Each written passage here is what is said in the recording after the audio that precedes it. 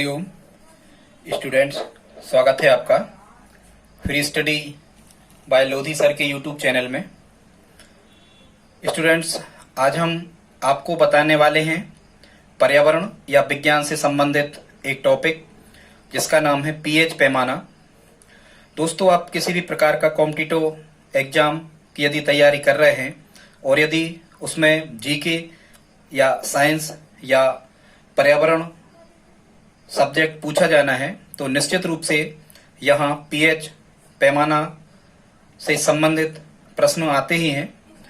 यदि आप हमारे चैनल पर पहली बार विजिट कर रहे हैं तो प्लीज चैनल को सब्सक्राइब कर लें, लाइक भी कर दें। दोस्तों, यदि आप इस वीडियो में हमारे साथ अंत तक बने रहते हैं तो निश्चित रूप से पीएच पैमाना से संबंधित आने वाले सभी प्रश्नों को आप आसानी से हल कर पा रहे होंगे।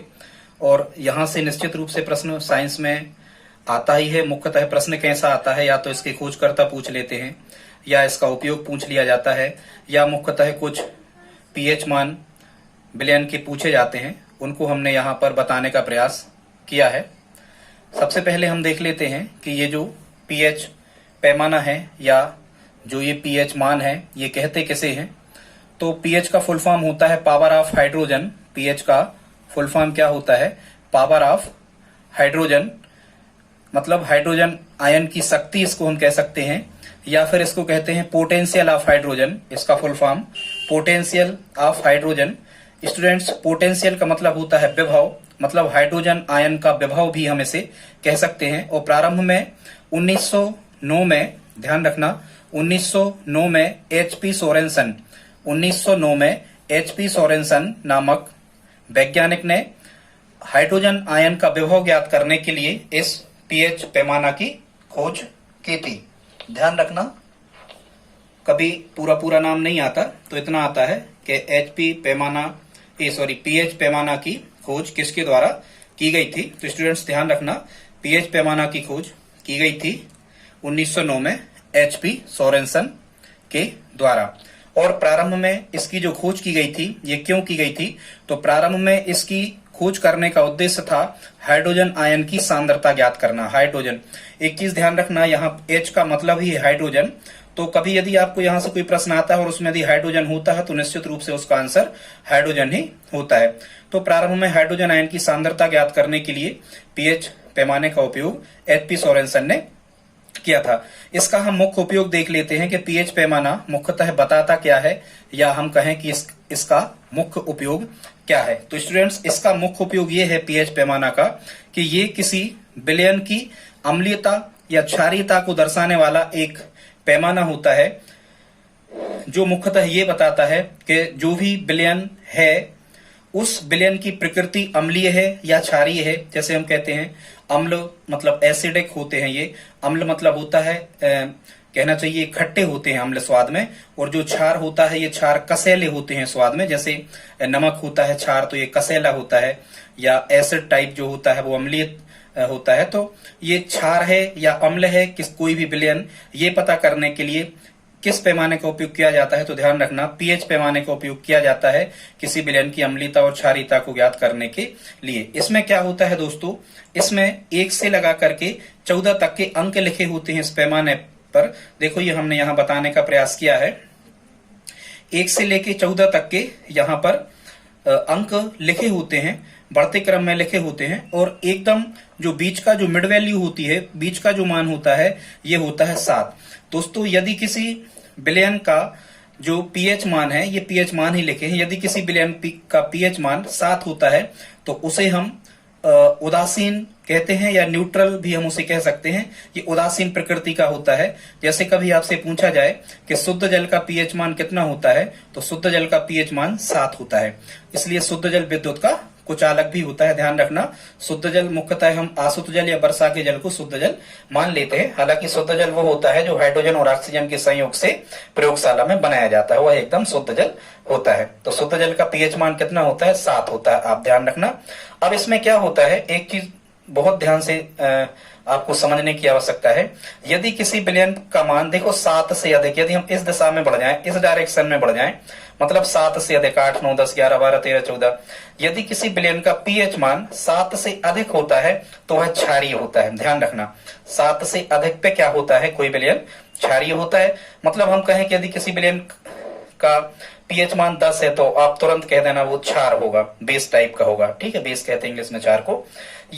या वो कहें किसी विलयन का पीएच मान 14 है तो फिर हम ये कह सकते हैं, हालांकि ध्यान रखना 12 से जो 14 तक के होते हैं, 12 से 14 तक के ये प्रबल क्षार कहलाते हैं, और यहाँ 1 से 3 तक के होते हैं ये प्रबल अम्ल कहलाते हैं। खैर इतना तो नहीं पूछा जाता, पर हाँ, तो यदि किसी विलयन का पीएच मान 7 से अधिक है तो वो क्षार होगा, ध्यान रखना।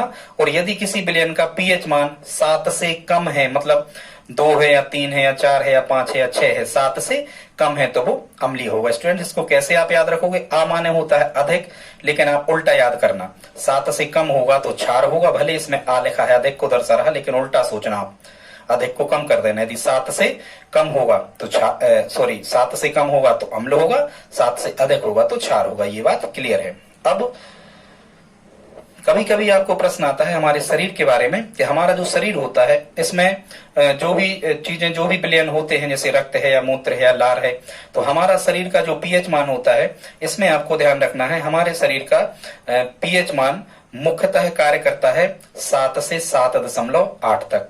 7 से 7.8 तक की पीएच परास के बीच हमारा शरीर कार्य करता है। ये कभी पूछा गया है एग्जाम में, अच्छे से आप इसको लिख लेना। हमारे शरीर का पीएच मान नहीं है, पर हमारे शरीर में जो भी चीजें पाई जाती हैं लगभग उनकी परास है 7 से कहां तक चलो, और ये लगभग में अप्रोक्सीमेट 7 से 7.8 तक। फिर कभी कभी प्रश्न आता है कि अम्लीय वर्षा जब होती है तो उसमें जल का पीएच मान कितना होना चाहिए, कितना हो जाता है तब अम्लीय वर्षा होती है। हालांकि अम्लीय वर्षा आप जानते होंगे, अम्लीय वर्षा को इंग्लिश में क्या कहते हैं, एसिड रेन कहते हैं। मुख्यतः आपने सुना होगा आगरा के ताजमहल का क्षरण हो रहा है या उसके संगमरमर का जो रंग बदल रहा है, सफेद से जो पीला पड़ रहा है, ये एसिड रेन या अम्लीय वर्षा के कारण ही हो रहा है। ठीक है, क्योंकि ये हाइड्रोजन और नाइट्रोजन के जो ऑक्साइड होते हैं, ये वर्षा के जल के साथ घुलकर उसमें हाइड्रोक्लोरिक अम्ल और नाइट्रिक अम्ल में बदल जाते हैं।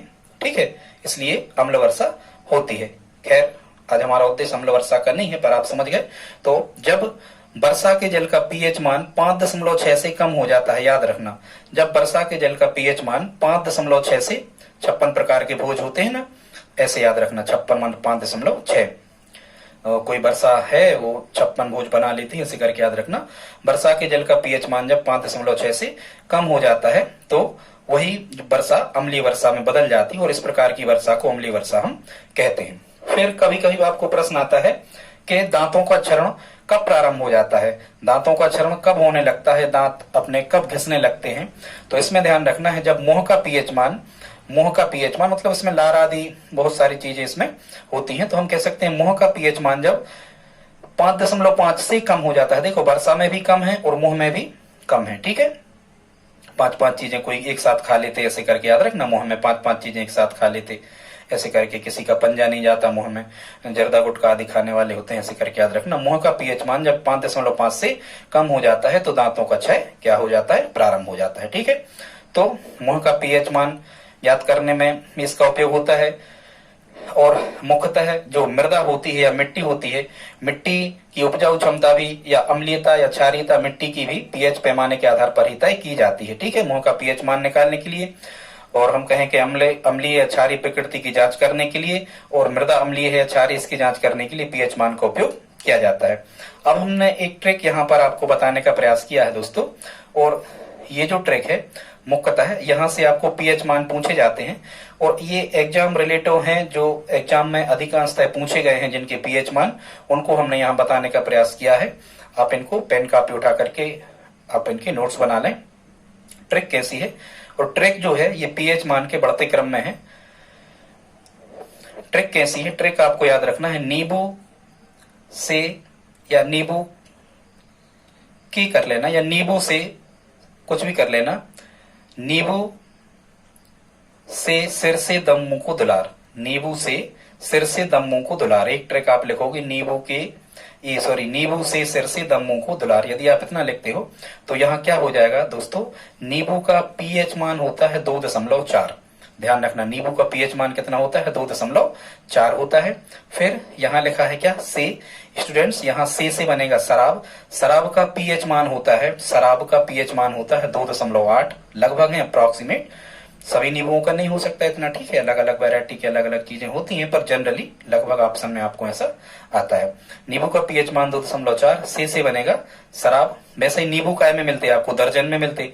और याद रखना ये 24 लिखा है तो 2 दर्जन नींबू, ऐसा याद रखना, 2 दर्जन नींबू मतलब 24, मतलब 2.4 24 तो हो ही नहीं सकता, ठीक है। फिर ऐसे याद रखना, जो शराब है, शराब की कोई बोतल मान के चलो आप ऐसा कहना कि वो 28 रुपए की आती है, बहुत सस्ती शराब 28 रुपए में आपको लेना है, या आती है तो 2.8 ये शराब का हो गया।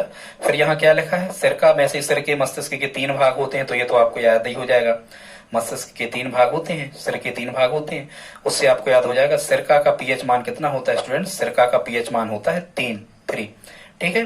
फिर यहाँ क्या लिखा है, दम मुंह को आप छोड़ दो, ठीक है। यहाँ लिखा है मुंह, मुंह से आपको पकड़ना है मूत्र, मानव मूत्र। मुंह से क्या करना है, पकड़ना है आपको मूत्र, मतलब मुंह से क्या बनेगा, मूत्र बनेगा। तो यहाँ आपको याद रखना है कि मूत्र का पीएच मान कितना होता है, 6 होता है, ठीक है दोस्तों। मूत्र का पीएच मान कितना होता है, 6 होता है।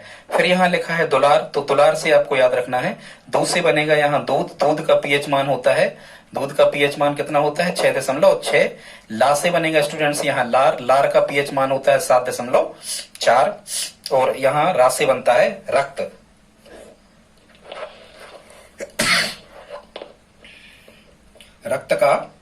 रक्त का पीएच मान कितना होता है, 7.4। रक्त का पीएच मान होता है 7.4।